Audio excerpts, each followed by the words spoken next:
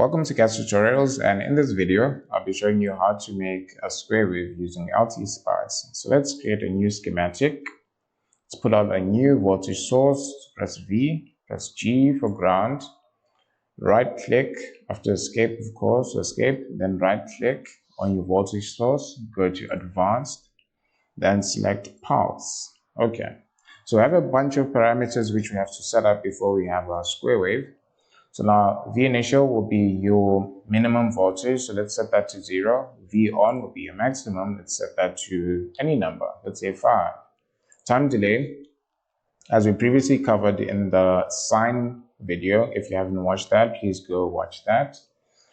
This is the delay in time, so it will be 0. Your output will be 0 until this time. So this is the starting time. You can actually specify when your graph starts. So let's set that to 0 because we want our graph to start immediately.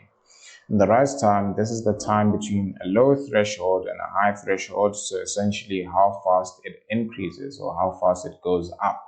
So the rate at which it goes up. Almost similar to the gradient, but there's a more technical definition to that. Let's set it to a very low value, 1 nanosecond. The fall time as well is just the opposite, so let's set that to 1 nanosecond as well. T on, that is the time that you have your square wave on, and on would be the time that it's actually at its maximum value. So a square wave is either on or off, so the on time is the 5 which is specified, and the off time is the 0. So you can actually specify when that will be. So we want it to be on for half of our period. So for example, if we set our period to be, let's say 10M, then we'd want the time to be 5M. So it's on half the time and off half the time. That's essentially what that means. And that is our setup. You can leave the last field blank, or you can specify the number of cycles that you want. Another way to specify the number of cycles, go to simulate, edit simulation CMD, and now we have a period. So the period is one cycle of our square wave, and that covers the on time and the off time.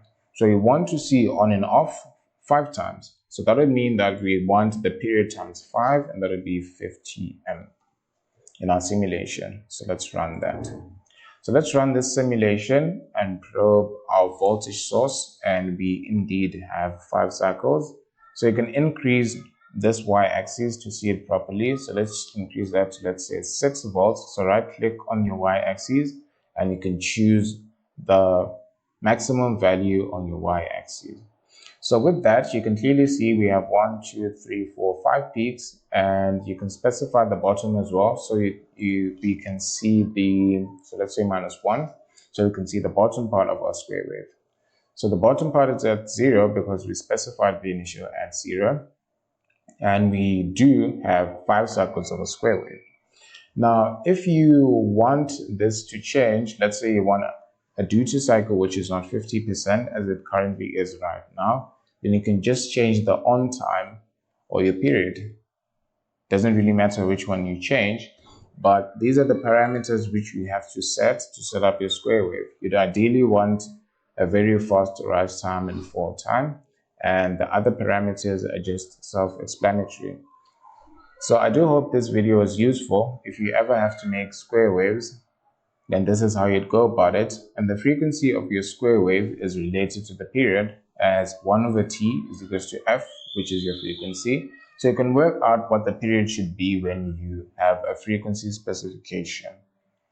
So yeah, I hope this video is useful. I'll see you in the next video.